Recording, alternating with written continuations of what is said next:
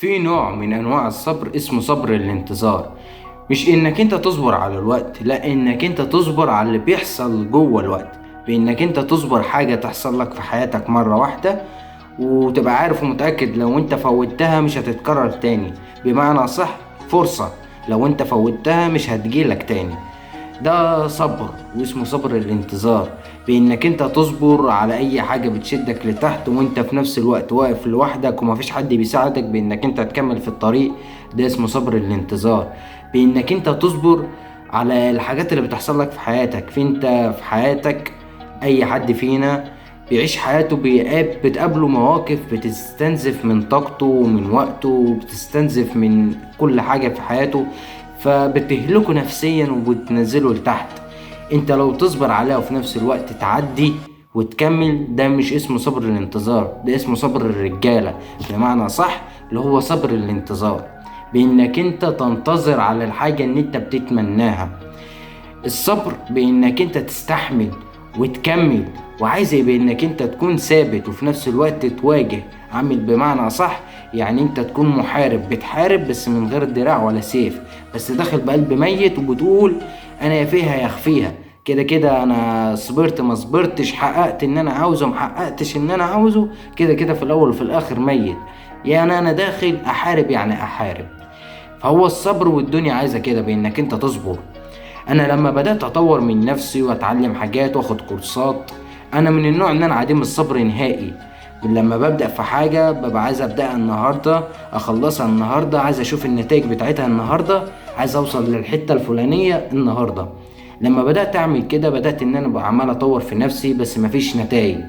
طب انا عمال اطور في نفسي، طب هل انا اشتغلت في الحتة الفلانية؟ لا. طب هل انا حصلت على الوظيفة الفلانية؟ لا. طب هل انا وصلت كذا؟ لا. طب هل انا؟ لا. مفيش اي حاجة، مع ان انا عمال اطور من نفسي بس مفيش نتائج. بدأت ان انا احس باحباط واحس بان انا تايه واحس ان انا بضيع وقتي على الفاضي. لما بدأت اقعد مع ناس اكبر مني وافتح كتب واقرا، اسمع بودكاست، افتح تشات جي بي تي، اعمل اي حاجة في حياتي بحيث ان انا ايه ان انا فيه ده، بدأت ان انا افهم المفروض ان البني ادم يكون موجود في حياته الصبر. ولو انت مش قد الصبر بانك انت يبقى المفروض انت ما تخشش في الحاجة. بمعنى صح، اللي بيشيل قدرة مخرومة بتخر على دماغه.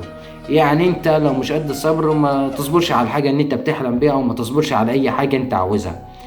على الحاجة ان انت بتتمناها، اول حاجة تحطها مبدأ انك انت تصبر، بانك انت تستحمل.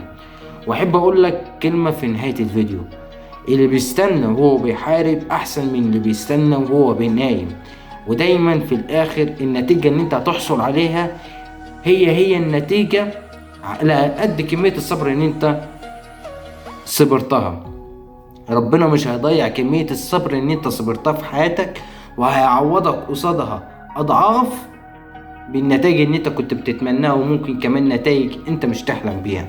ده كلام الكتب اللي انا قريته، وده كلام الناس اللي قالتهولي اللي هم اكبر مني اللي عندهم خبرة في الحياة، مع ان انا لحد دلوقتي ما شفتش اي حاجة، بس صابر وبقول الحمد لله.